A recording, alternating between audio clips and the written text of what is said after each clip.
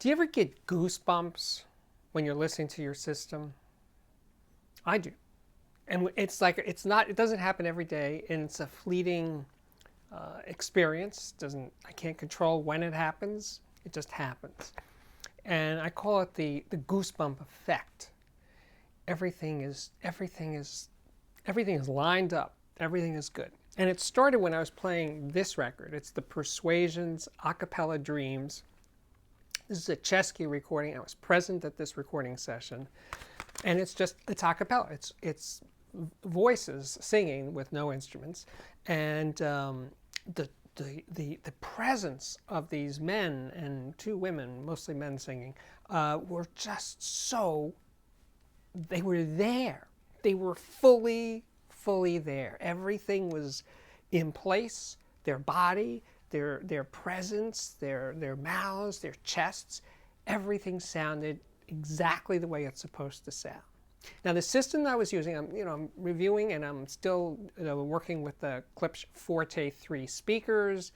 The amplifier was a Passlabs XA25. The preamp is a Passlabs XP30. I was playing CDs, so it was with a Rotel. It's not a Rotel. It's an Oppo 105 Blu-ray player, and the DAC was a shit Jagersal. So anyway, I'm playing this stuff, and it's getting me, But, beyond the gear, because the gear is, more or less stable, at least from one day to the next, and but the next day, the sound isn't quite there, It's the temperature, it's the humidity, it's the barometric pressure, it's the ambient noise level, the power coming out of the wall. There's a million things, not a million, but a lot of things that contribute to everything falling into place, and the sound is fantastic. Another disc I played that afternoon, it was an afternoon, was this Paul Simon record, and where he kind of goes back and redoes very old songs of his and does them in a new way. And the first song is called One Man's Ceiling is Another Man's Floor, and that is one of the, I know why it's the first cut on the record, because it's a really good cut. And it just sounds great, and these little subtle things, these little moo sounds of people, and it's a great record. He sounds great considering his age. He's even older than me. His voice is in really good shape.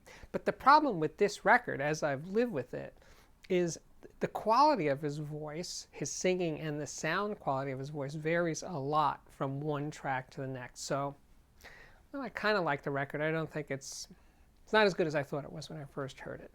But that track and You Can't Run, they're just, again, it has this incredible presence and believability that what I'm hearing is actually happening live in real time.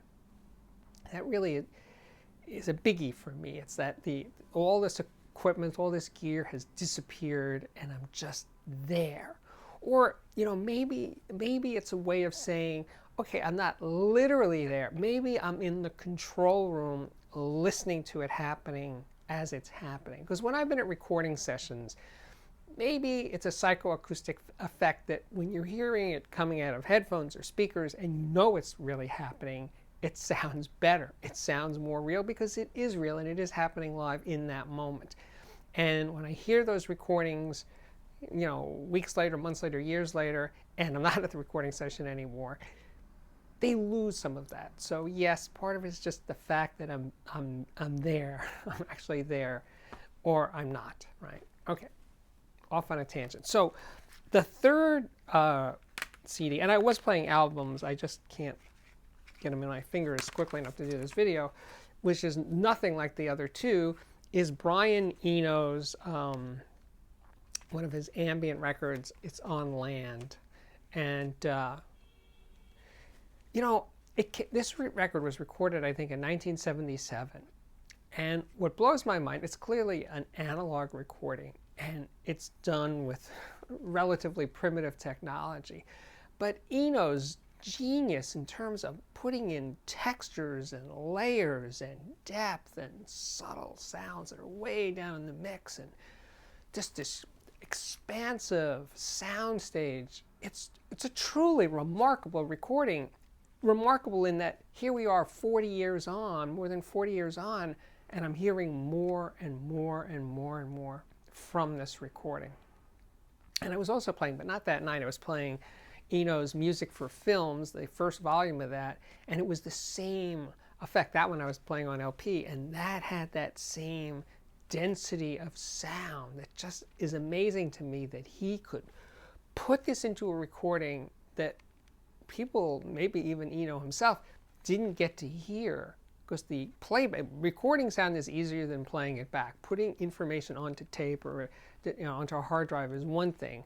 Extracting it and hearing what's fully there seems to be a lot more difficult.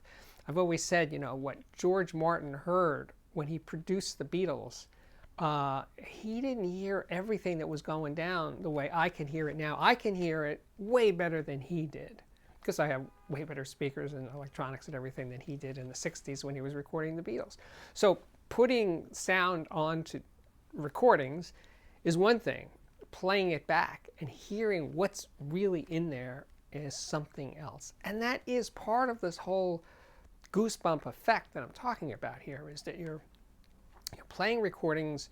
I'm playing recordings I know really well, I've heard for many decades, and then I'm just so much more engaged in it. I'm hearing stuff, sounds, music that I never knew was there. And that is still never gets old. That is continuously amazing and exciting to me, that music, that recorded music, has that quality. Now, of course, live music is fleeting. You can't go back and put yourself back in that seat at the Fillmore East or Carnegie Hall or wherever it was.